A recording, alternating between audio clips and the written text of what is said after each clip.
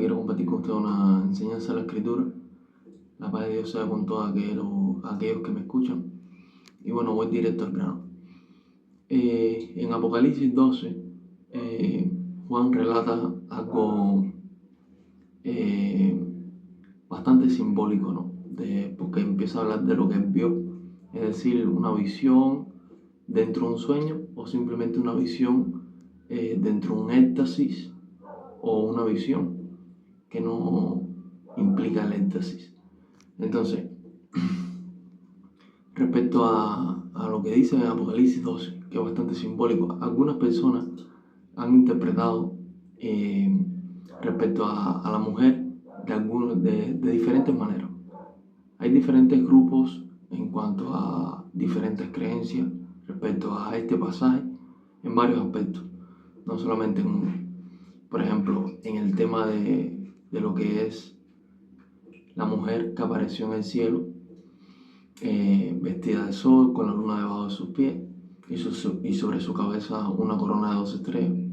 Quizás hay algunas personas que lo interpretan como la iglesia, otros la interpretan como Israel, y no sé si hay otra interpretación. También está la interpretación respecto a cuando Juan ve la señal que dice, también apareció otra señal en el cielo, y empieza a relatar características del dragón o detalles de apariencia que tenía ese dragón que apareció en el cielo. Y una de ellas, que está claro, yo pienso que no haya ninguna otra interpretación, aunque he escuchado, pero no se refiere a este pasaje que el dragón representa a China, a la nación de China. No estoy de acuerdo con eso. Donde quiera aparezca el dragón en Apocalipsis, claramente se refiere a Satanás, el diablo, la serpiente antigua. Tiene todos estos nombres, claramente, ¿no? Que es Satanás. Pero bueno, ese no es el tema. El tema es que cuando dice, y su cola arrastraba la tercera parte de las estrellas del cielo y la arrojó sobre la tierra, algunos interpretan que eso se refiere a la supuesta rebelión que hubo antiguamente.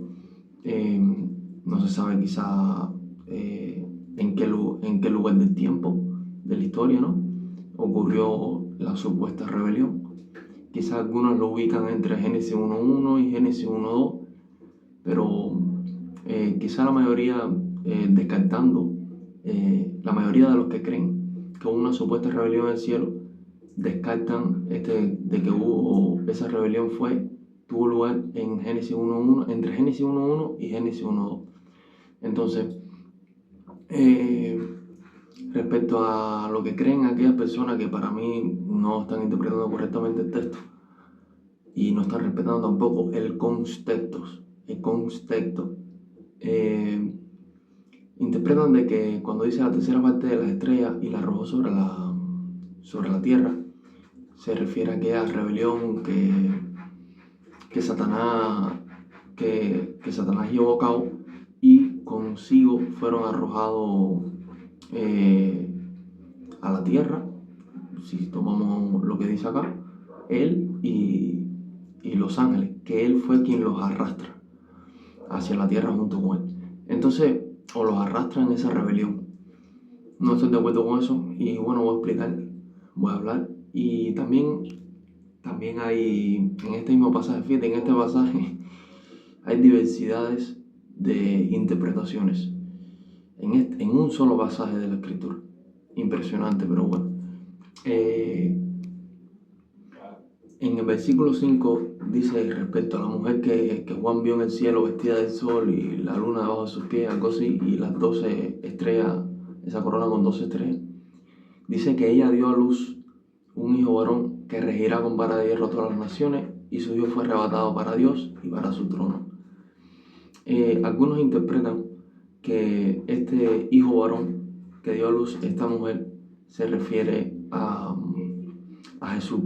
Jesús, al Señor Jesús. Yo difiero en eso con ellos, o con los que creen eso. Algunos, otros, bueno, no sé si otros, yo digo una cosa, quizás algunos que creen esto pienso yo, algunos que creen que este hijo varón del cual está hablando Juan aquí se refiere a Jesús, quizá también implica de que crean de que esa mujer que apareció, quizá algunos interpretan que es Israel, porque él desciende claramente de Israel, y quizá otros interpretan que esa mujer es María, la madre de Jesús. Yo simplemente estoy de acuerdo en que esa mujer es Israel, pero bueno, eso es un adelanto. Yo voy a dar mi opinión respecto a esto y cada cual saque su propia conclusión, ¿no? Respecto a estos temas.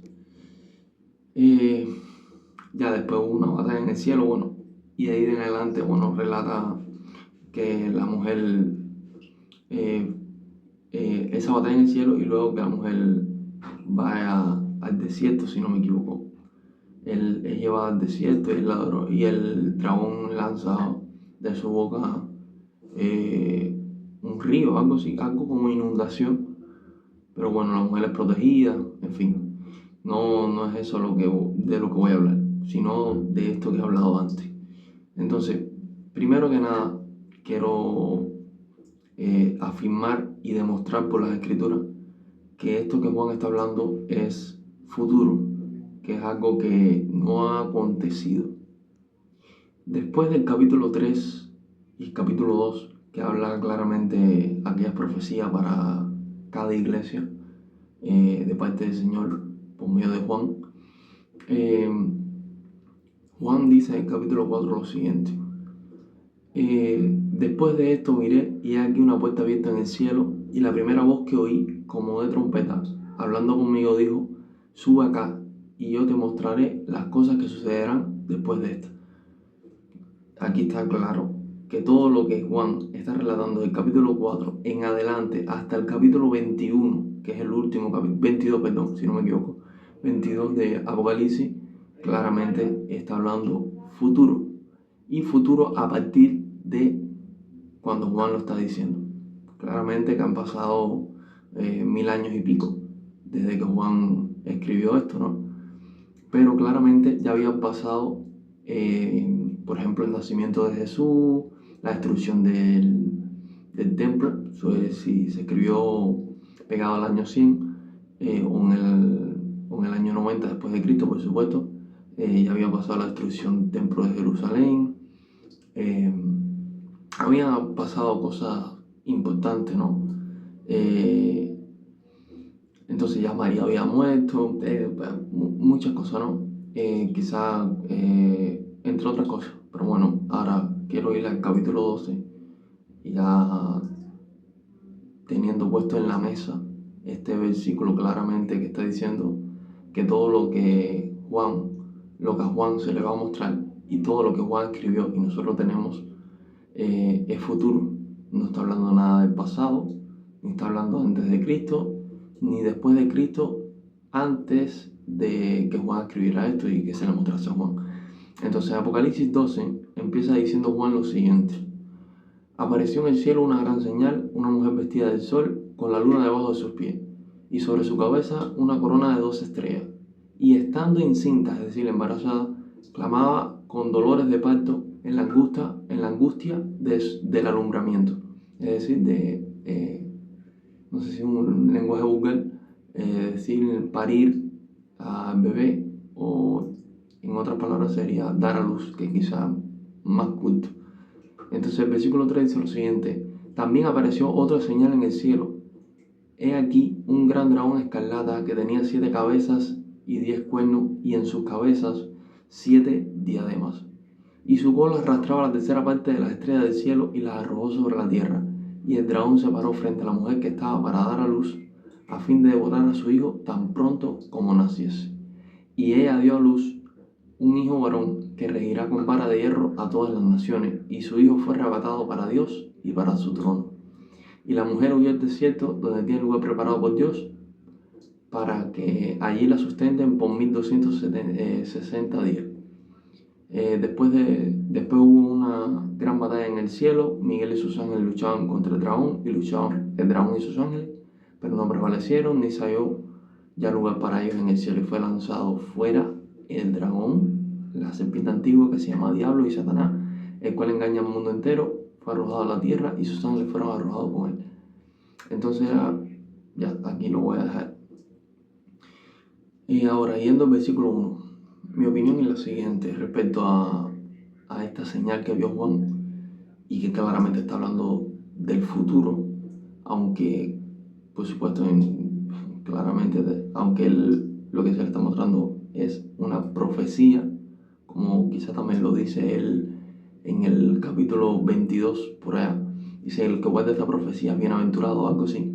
Bienaventurados los que guardan esta profecía, la profecía de este libro.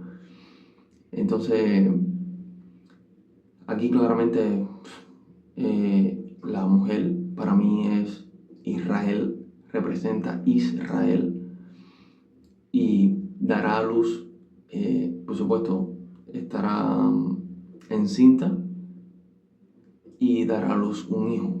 Ahora, respecto a quién representa este hijo, daré mi opinión también, ¿no? Y lo que creo.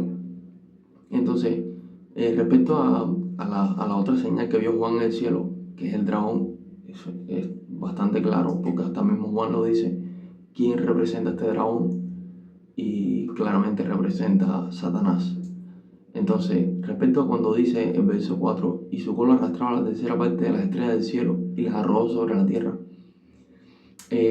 claramente está hablando de esa guerra de la cual relata Juan más adelante en este mismo capítulo 12, que hay esa guerra y claramente aquellos ángeles de Satanás que son,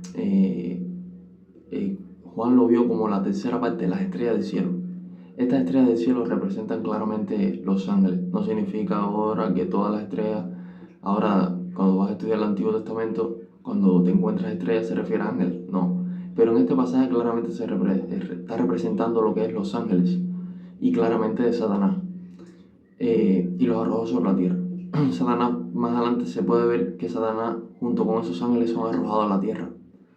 Entonces eso significa de que esto no está hablando, ya que es futuro, significa de que esto no está hablando de esa supuesta rebelión que sucedió en un pasado. Pero también podemos sacar de aquí de que Satanás está en el cielo, como se puede ver. Dice: ya no se halló más lugar para él en el cielo, para ellos en el cielo, luego de esa guerra, sino que fueron arrojados sobre la tierra. Entonces, claramente se puede ver de que Satanás no está desterrado del cielo, sino que está en una parte del cielo. No digo que está en el trono de Dios, aunque se puede ver claramente en el libro de Job que él accede al trono de Dios y dialoga con Dios, quizás rindiéndole cuenta delante de Dios, como se puede ver en Job. Él y aquellos otros llamados hijos de Dios que se presentaron cuando él se presentó también entre ellos. Entonces, ya se puede descartar lo que es esa, de que este pasaje está hablando de esa supuesta rebelión que hubo en un pasado.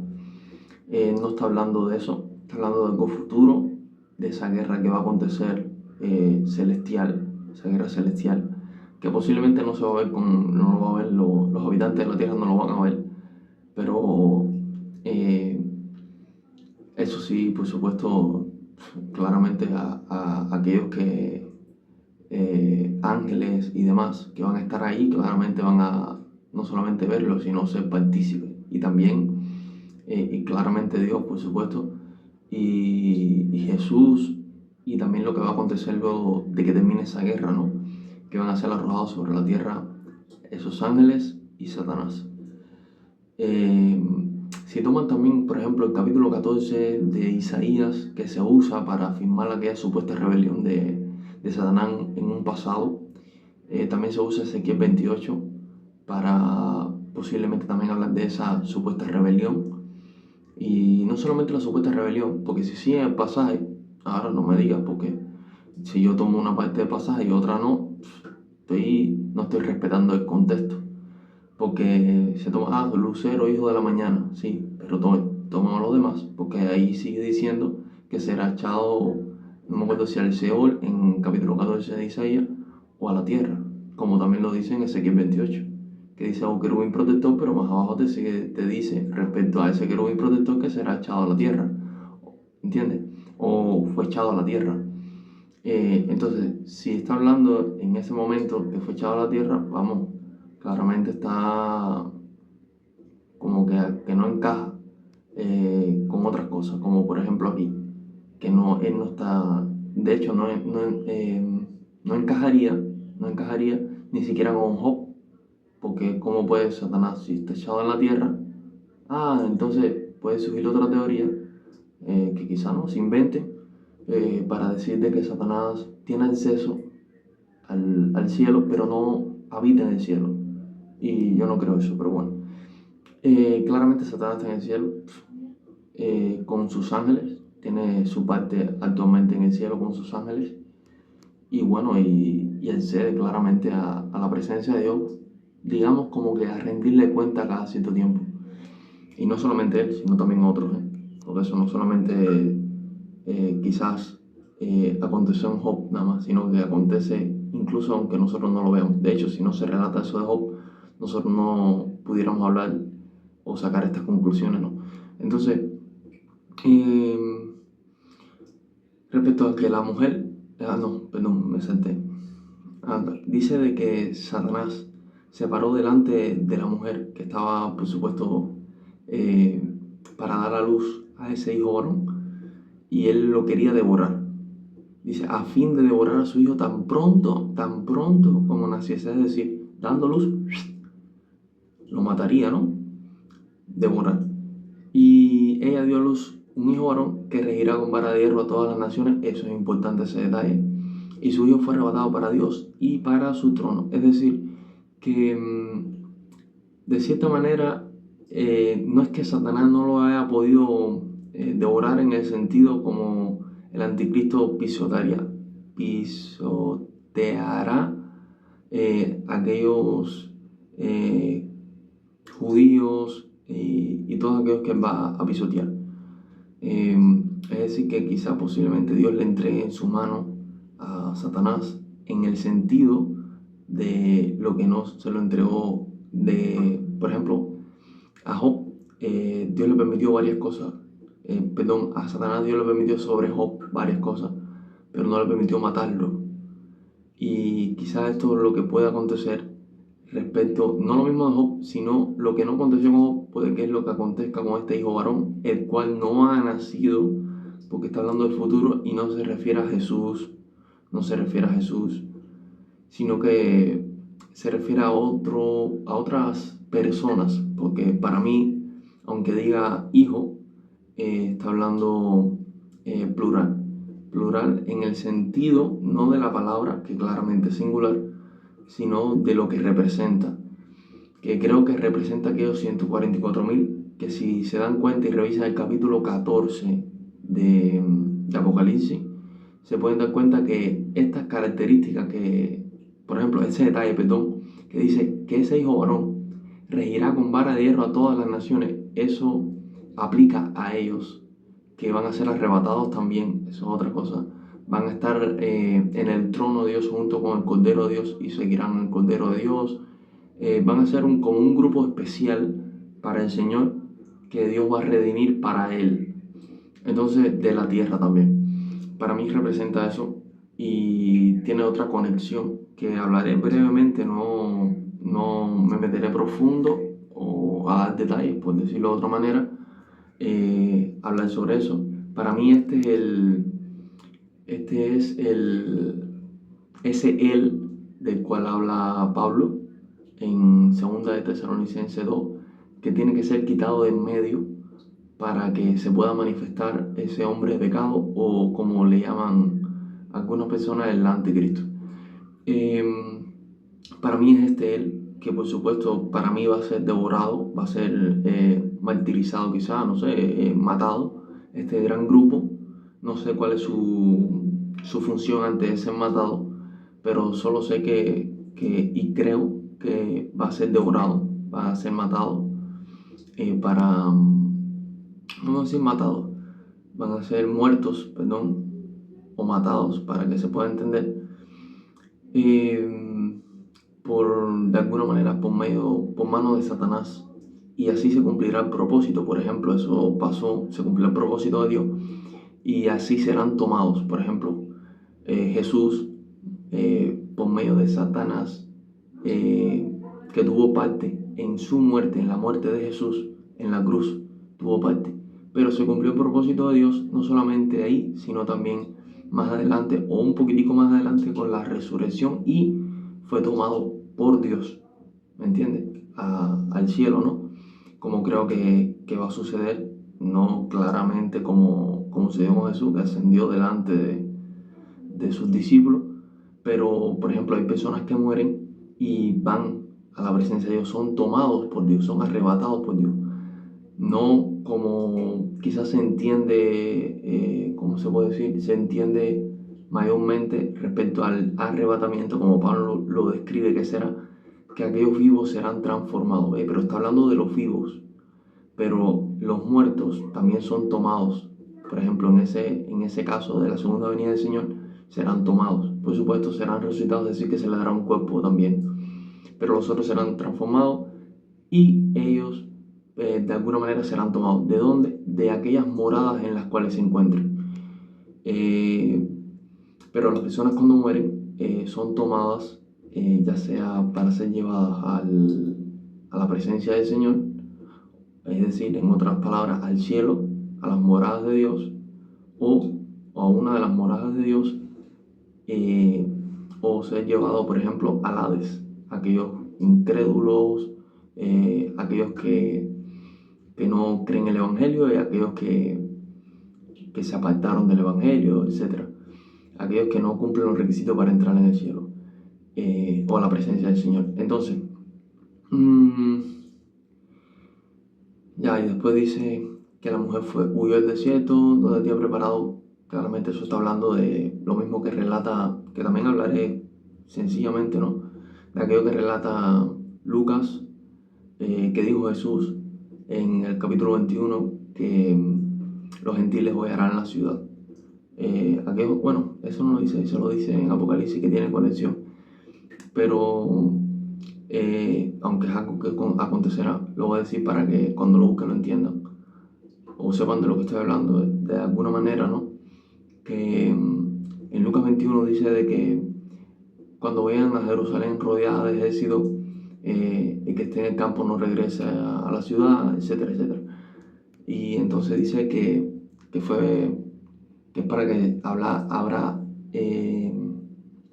calamidad, ¿no? Habrá mal sobre Jerusalén, porque será sobre Jerusalén. Y habla de que serán llevados cautivos, si no me equivoco, personas, y también, por supuesto, habrá muertes. Entonces, yo creo que ese es el momento que ya luego de ahí, cuando son llevados cautivos, a todos aquellos que son llevados cautivos o son desterrados, aquellos que quizá huyen también, están incluidos en ese grupo, de los cuales Dios va a sustentar por 1260 días o 3 años, aproximadamente 3 años y medio, o un tiempo y tiempos y la mitad de un tiempo, como también lo dice la Biblia. Entonces, esto les comparto hasta ahora. Lo que dice Pablo, para mí está hablando de él, que creo que es bastante entendible de lo que acabo de decir hace un momento. Para el que me escuche y conozca la escritura o investigue y vaya allí a 2 de Tesalonicenses capítulo 2, ahí empieza a hablar Pablo de que el Señor no vendrá sin que antes se manifieste la apostasía y el hombre pecado. Pero más adelante también en ese capítulo dice de que no se manifestará el hombre pecado hasta que sea quitado de en medio ese él que tiene que ser quitado en medio para que este hombre pecado se manifieste. Algunas personas creen que ese él se refiere al Espíritu Santo. Otra persona que ha compartido su opinión piensa que se refiere a Miguel, según él utiliza el pasaje de Daniel capítulo 12, capítulo 1, 12:1, algo así por ahí. Pero bueno, no creo que sea así. Creo que se refiere a este grupo de los 144.000. que tienen un papel importante no solamente en la profecía, sino también en el plan de Dios, ya que pocos no están registrados en las escrituras y relatados en aquellas cosas que acontecerán en el futuro. Ahora, ¿qué papel tendrán antes de su muerte? Eso no lo sé, no lo sé. Quizá, no lo sé. Vamos a dejarlo así, no lo sé. Así que esto les comparto. Déjame tu opinión en los comentarios. Si quieres darle un like, si te pareció bien y te parece bien, darle un like, le puedes dar un like y compartir el video con otros si te place.